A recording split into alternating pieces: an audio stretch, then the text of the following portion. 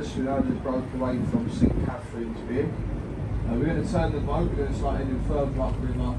Our next stop is going to be Westminster. We'll be there in about 20 minutes. The two centre bascles of this bridge we're about to go through, they both raise up. They allow larger ships in and out of the upper hall of London. When the bascles are being lifted, you can still walk across the two top catwalks. There's a museum up there. We're going to be travelling with the tide on our way up river. The tide is flooding into London, so we're going to make very good time. Just through Tower Bridge on our right hand side, we have got the Tower of London. The tower's been a lot of different things in its time, but most famously known for its imprisonment, torture and execution. The oldest part of the tower is the White Tower, is the one that's right in the middle, dates back to 1070. Also, look along the river's wall on our right, there's a bricked up archway, and right just above it is entry to the Traitors' Gate. It was once up through the open archway that traitors to the crown, they would have been rowed through before being beheaded up on Tower Hill. On our left hand side, dominated London skyline, we've got the tallest building in Western Europe, the Shard of Glass. That building is 1,016 feet tall.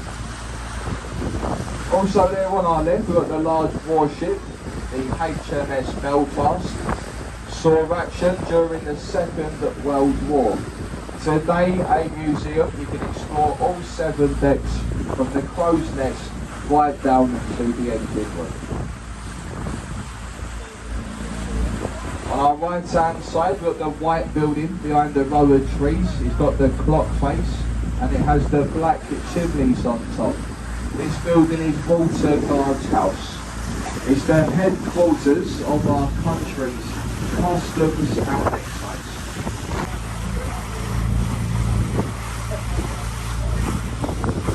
The next bridge we're going to go through, folks, is the famous London Bridge. It's engraved into the stonework either side of us as we go through. There's been 8 London bridges to span the Thames at this point. The one before this one was sinking into the mud, taken down by brick, sold off to an American businessman for $2 billion. Today, the bridge stands in the Arizona desert, spanning the man-made lake, Lake Havasu. In between the buildings on our left-hand side, we've got an old pirate ship, a replica of Sir Francis Drake's ship, the Golden Hind. Drake was the first ever Englishman to circumnavigate the globe. Drake, he only done it once, but the replica ship, it done it twice. It took the same route that Drake took. The next bridge is Cannon Street Railway Bridge. You can see the train just leaving the station at the moment there on our right hand side. Look beneath the archway on our right, you see the glass windows, and they've just opened a new sauna over there.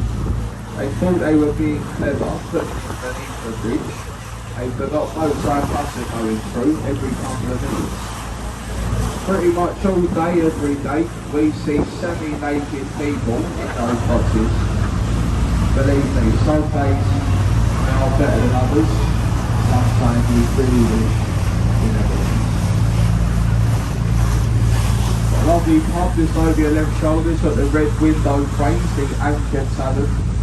Dates back to 1615. It is over 400 years old. This is Suffolk Road Bridge. It's always a good idea to wave at the people crossing the borders. Just through Suffolk Road Bridge on our left hand side, we have the White Factory Group building. This is a replica of William Shakespeare's Globe Theatre. On summer nights you can go over there, we can see all of Shakespeare's greatest plays. They're all being performed as they would have been done during Shakespeare's times. As with no stage lighting, no microphones, it is the only thatched-roof building in London since the Great Fire. And you see the red flag that it's trying to make. Now that means a performance is going to be on later on this evening. This is the Millennium Footbridge we're about to go through. This is the newest crossing over the river. Follow it through the buildings on our right, a very short glimpse of the large domes and golden font of St Paul's Cathedral. Designed by Sir Christopher Wren. It did take Wren 35 years to complete. This was in 1710. On our left folks, look at these lovely sandy beaches we do have here on the banks of the river. A very clean river today. We're approaching a couple of bridges. The first one in Blackfriars.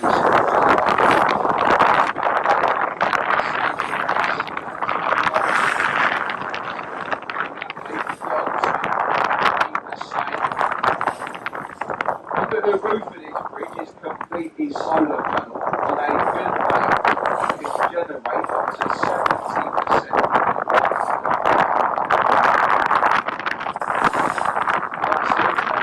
The tide floods into London for 5 hours. It reaches the high water mark. It changes direction. It then starts to ebb out to the Northern Sea. It goes out to sea, folks, for roughly 7 hours. We have a rise and fall of between 6 to 7 metres of water that is widespread. Through this first bridge, looking beside of us now, you'll see what remains of the old St Paul's Railway Bridge. The modern trains became too heavy, they took the top part of it down. They left the support columns in place in fear of it disturbing the foundations of the other two bridges. On our right hand side now, the building with the green sloping roof. That's the old City of London School for Boys. It was over there where Sir Winston Churchill was headed before furthering on his education. On our left hand side, folks, you've got the Red Bricks building. It's got the Oxo Tower. Oxo being famous for the gravy sculptures. During the 30s, when the building was being built, advertisement along the banks of the river, it was illegal. This is because the terrace was a royal highway. As you can all see, folks, the Oxo company, they very cleverly got around this law. They cooperated their logo to the window frames. Of an evening, a red light will be shining in this tower. The word Oxo is seen on the poster. The small white building to our left, that's the ITV studios. It's over there where they filmed the breakfast programme this morning. As a background, look on our right, folks, you see this stone archway amongst the trees. That's the Temple One. It's a boundary marker between two cities. The city of London beneath behind us and the city of Westminster.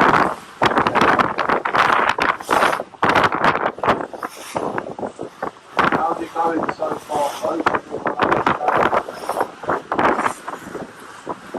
The next bridge that we're going to go through is Waterloo Bridge.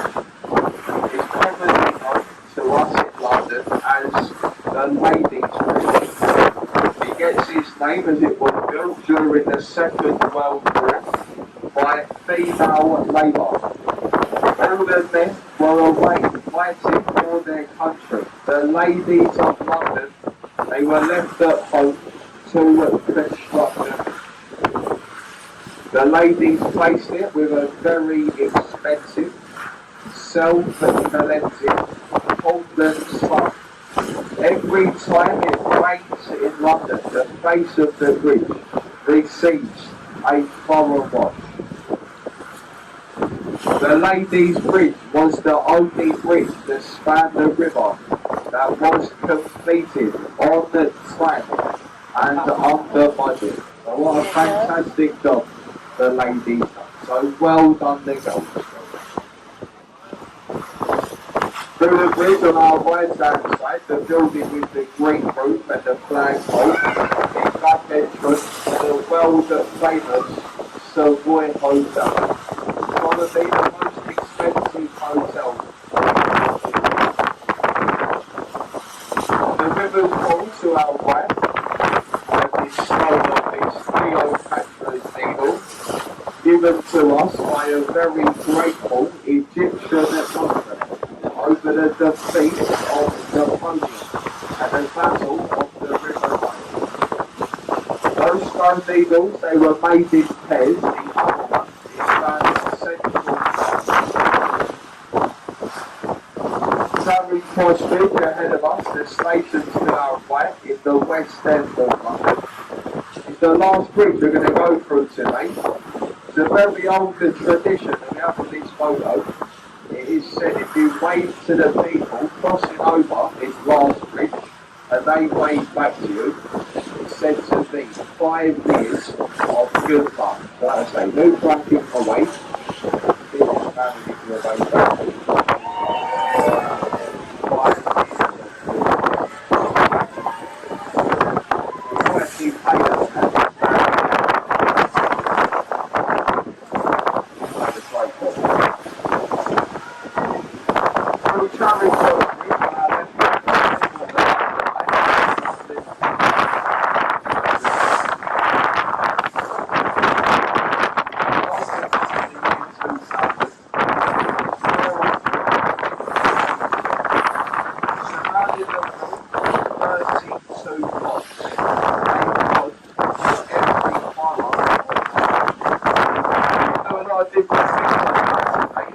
Sightseeing.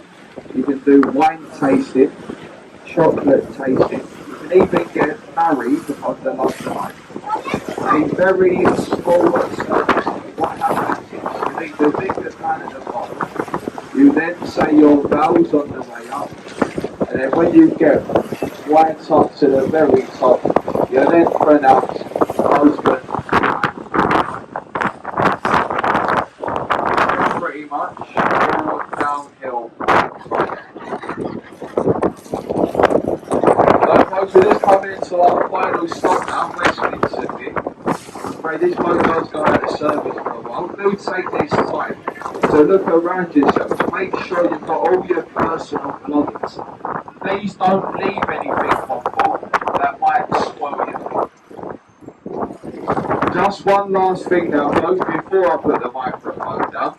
Just a little short word about the commentary itself. As you can probably all tell by now, I'm not a professional tour guide. We're only members of the group. And we learn the commentaries and we do the commentaries all on a voluntary basis. Hopefully, to make your trips with us a bit more interesting and hopefully even enjoyable. If you did like the commentary and you might like to show some kind of appreciation for my efforts as your guide, you may do so, folks, as you leave the boat. I'll be standing there just by the exit gate with the captain's commentary bucket. It's just our little tip bucket, folks. Do feel free to chuck a couple of bob into the captain's bucket for what you may feel my few words were worth. For anyone on board who maybe not from London, maybe you don't know what a couple of bob is, it's just a very old English word for a £20 note. Thank you all for listening, folks. I do hope you enjoyed the commentary and our trip up to Westminster, and I'm sure you'll all go on to have a lovely, safe day here in London. Thank you.